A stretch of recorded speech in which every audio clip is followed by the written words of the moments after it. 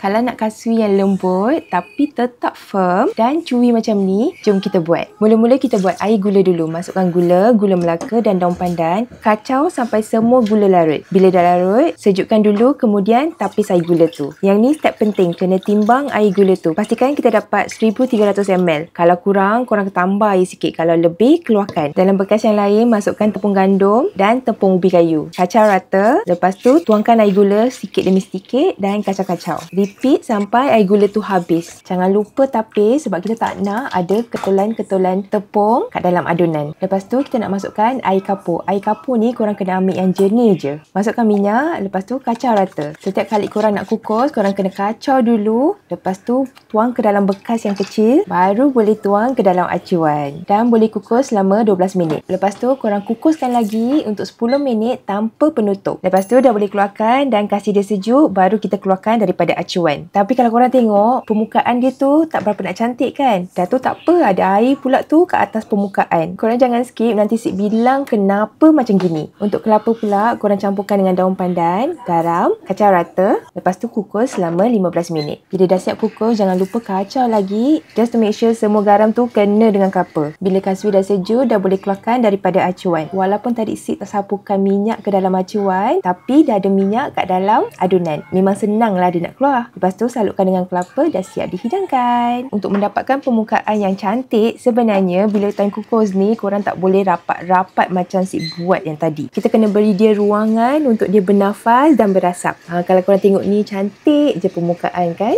Untuk batch ni, Sik letakkan pewarna brown sikit. Jadi korang dapat bezakan lah. So kalau korang nanti nak buat, jangan lupa tau, berikan ruangan untuk dia berasap.